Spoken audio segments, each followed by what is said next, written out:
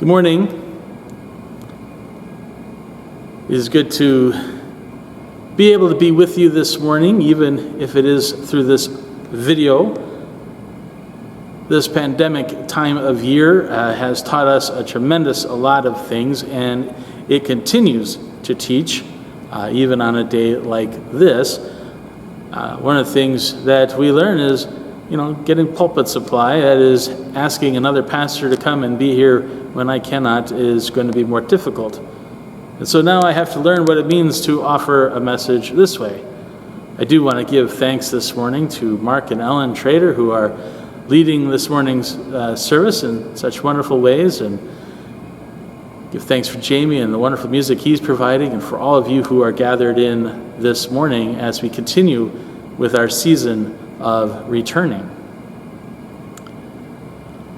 I've created this liturgical experience called the Season of Returning because that's what we're doing. We are returning back into worship after a 3.5 or so month hiatus, a period of time that we called the diaspora, a time that we were separated from one another and not able to gather in person. Now we are returning back in. And as we do, we are learning new ways of worshiping, sometimes using liturgical gestures and sign language, even for saying amen. We're learning different ways to share the peace and collect our offerings, to hearing music, and even this, hearing the way the word is proclaimed. We return into this space because here is where we are grounded in our faith. Here is where we are grounded in the good news. And at the heart of that good news is the story we heard today, the story of Jesus' death and resurrection. Today's message is one we've been building up to. We started 2 weeks ago with the story of Jesus' baptism, his entrance into his public ministry. Last Sunday, we went up the mountain with the disciples, Peter, James, and John, and witnessed Jesus transfigured into his heavenly glory. Next week, we will hear more about this resurrection of Jesus. And the following week, we will hear again the story of Pentecost Day. These stories culminate here in what's grounding us in our faith, that Jesus came to die for us. Without this story, we wouldn't be gathering here. We wouldn't be here lifting up our songs or our prayers. We wouldn't be here marking the milestones of our faith and celebrating the different important moments of our lives. It is this story that grounds us in the good news. It is this story which enables the author of Hebrews to tell us that Christ's sacrifice once and for all time sanctifies us. It is this story which allows us to reflect back on the prophet Isaiah and hear that this covenant that God foretold of has been fulfilled. It is this story which allows us to hear that God is grounded in God's creation. Yeah. For as much as it's grounding us in a space which is sacred, this beautiful sanctuary that we call our faith home, this story is telling us how much God is grounding himself in something which God considers sacred. God considers all of creation to be sacred. God considers the whole earth to be sacred. God considers the entirety of humanity to be sacred.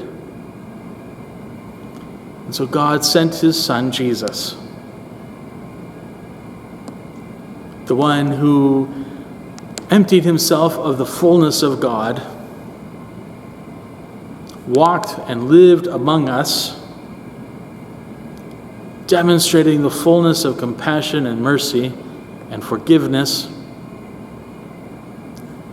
and who ultimately suffered at the hands of us, of the sinful nature of this world. But God had to ground himself in that story. God had to ground himself here to say, there is something sacred here. There is something here worth loving. There is something worth redeeming. There is something here that is worth giving a second chance to.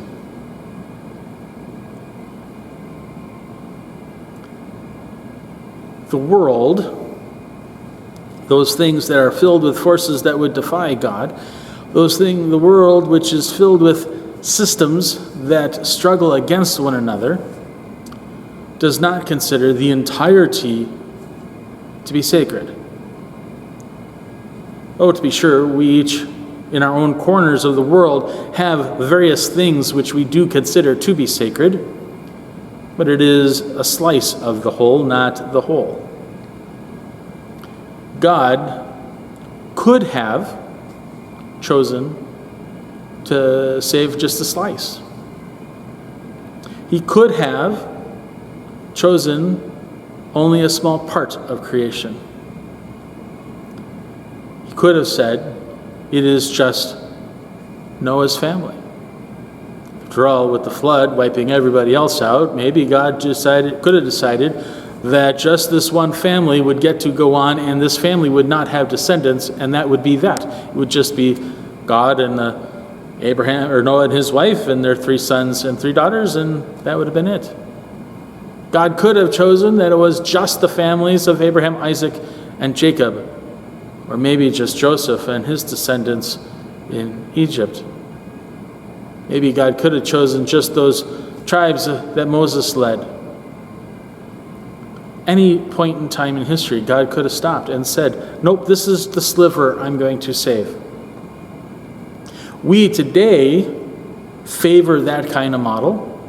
We want to be valid in believing that the small sliver of creation that we prefer is the chosen sliver that God must prefer, and therefore is the exclusive sliver that God prefers.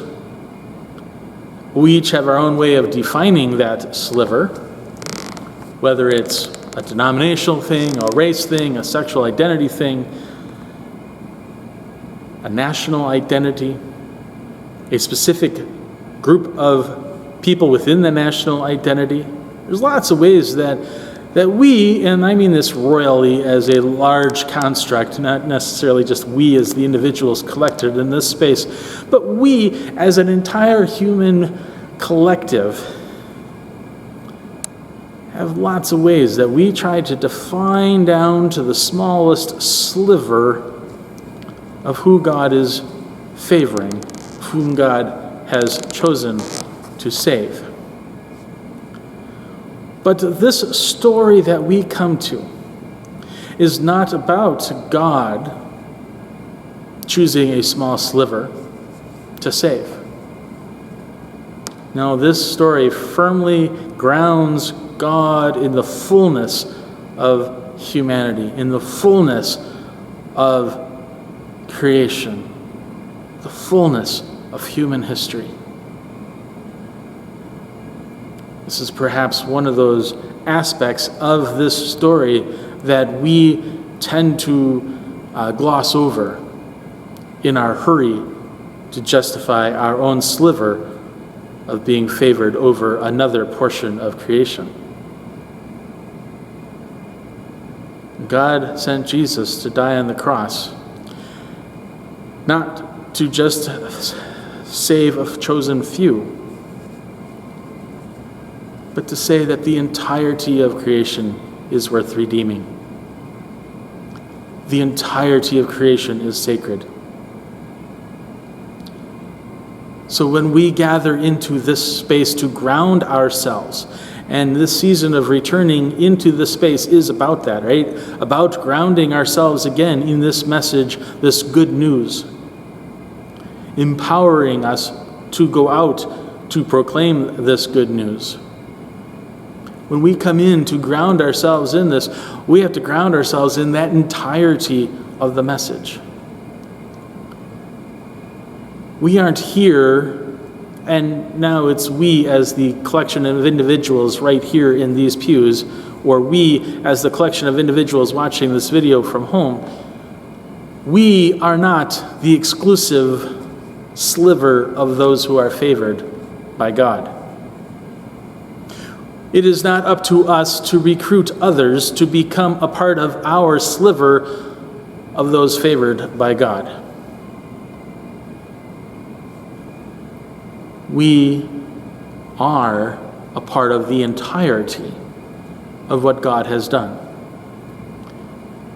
The message we proclaim is that there is more that God has done that we can ever fully fathom. And this is great news. When we fully understand the greatness of this news, it releases us from the compulsion to judge who is in the sliver and who is out of the sliver. When we are released from the smallness of what God has done, we can truly rejoice at the fullness of what God has done. This allows us now to go and proclaim forgiveness in ways that maybe we have not done before. This empowers us to go and provide mercy in ways that we have not been able to allow ourselves to before. This allows us to struggle for justice with others in ways that we've not considered before. There is a fullness to what God has done in grounding himself in Jesus and in that cross. A cross that was driven into the heart of the earth, a body that died the full death that you and I one day will also experience and be placed into the ground, much like we are. Remember, God didn't do that for a select few, a small slice of the pie, a sliver of the whole. God did that for the entirety. Let us rejoice today in that gift that God has done. That gift that we are included within, a gift that our neighbors are included in, a gift that all of creation is included in. And then we can go forward and truly bear witness to the fullness of what God has done. Amen.